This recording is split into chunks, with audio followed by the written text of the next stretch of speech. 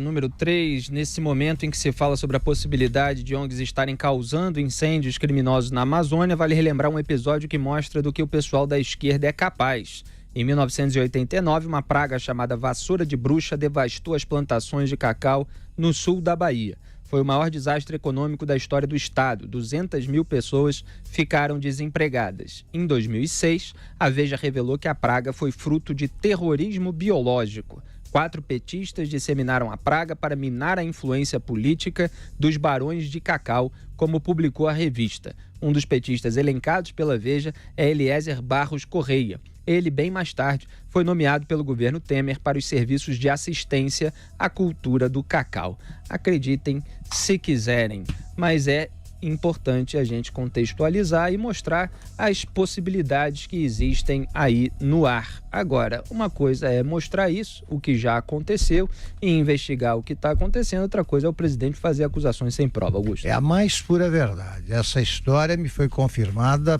pelo Antônio Carlos Magalhães, que na época, quando ele era governador da Bahia, ele disse que era exatamente isso que tinha acontecido.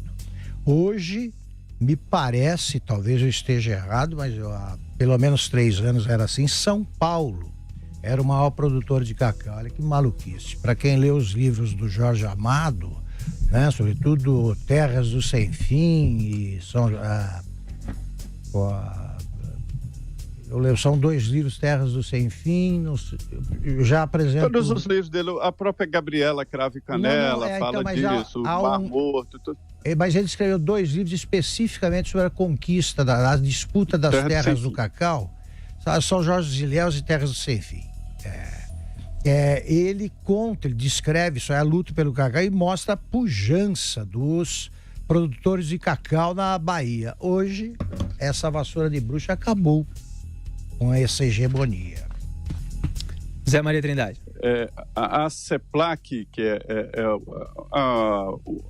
o órgão público, né, que cuida exatamente da cultura do cacau, tentou desesperadamente acabar com esta praga que mudou a economia do Brasil e principalmente da Bahia.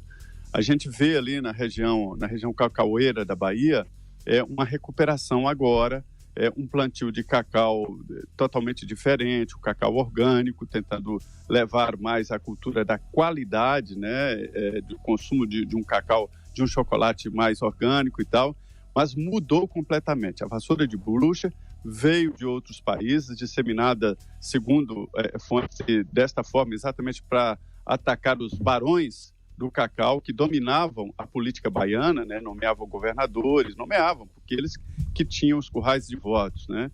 E deputados e tal. A economia sempre foi muito próxima ali da atividade política. E a vassoura de bruxas arrasou cacaueiros inteiros que tiveram que ser queimados, né? Então, é verdade que a vassoura de bruxas representa uma mudança de ciclo na economia do Brasil e da Bahia, principalmente da Bahia. Para não deixar qualquer dúvida, os títulos dos livros são Terras do Sem Fim e São Jorge dos Ilhéus.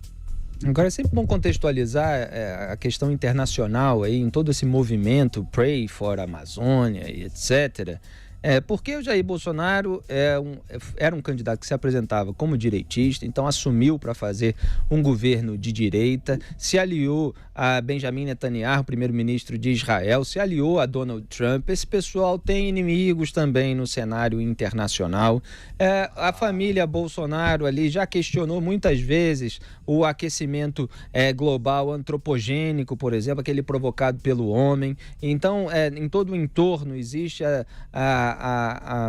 a crença de que o aquecimento global está aí dentro de ciclos da Terra naturalmente, que ele ocorre naturalmente, quer dizer, não é o homem que provoca isso. Isso vai contra toda uma tese que circula e é defendida por essas pessoas pelo mundo. Então, tudo isso gera uma oposição muito forte ao governo do Jair Bolsonaro, e eles encontraram nisso, que é uma pauta progressista, supostamente mundial, uma trincheira contra as atitudes do Jair Bolsonaro. Então isso está sendo explorado exacerbadamente, sem que as causas venham à tona em todos os seus detalhes. Então é claro que eu falo aqui da dificuldade de comunicação do governo para vencer todo esse movimento orquestrado, sim, mas é claro que é difícil também você rebater a tudo isso de repente. Porque eu digo isso também, não só por causa desse caso, por exemplo, provocado aqui por esquerdistas, essa praga, a vassoura de bruxa, né?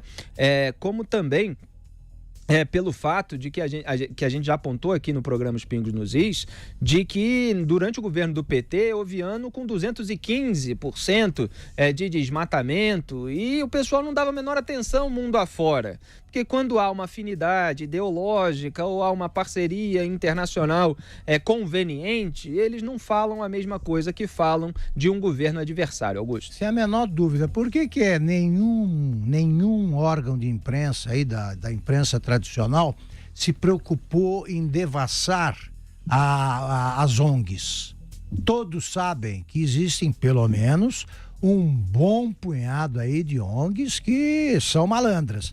Nunca vejo investigação sobre isso, mas, né? Quanto cada uma ganhou, por exemplo, nos governos passados? Exatamente, agora tem mais. Por acaso não houve desmatamento durante os governos do PT? Como houve, como lembrou o Felipe. Agora, e quem criminalizou a ação do agronegócio injustamente e de maneira mentirosa? Gente como Carlos Mink, que dizia que o Blairo Maggi queria plantar soja nos Andes, etc. E várias dessas ONGs também, que atacam o agronegócio brasileiro. O crescimento do agronegócio se deve ao aumento da produtividade, não ao aumento da área plantada. É bom que se repita isso. Muito bem, pauta número 4, não, intervalo comercial, tá certo, Cleiton Binha, nosso produtor, que aliás, eu vou dedurar o Binha, ele botou aqui na pauta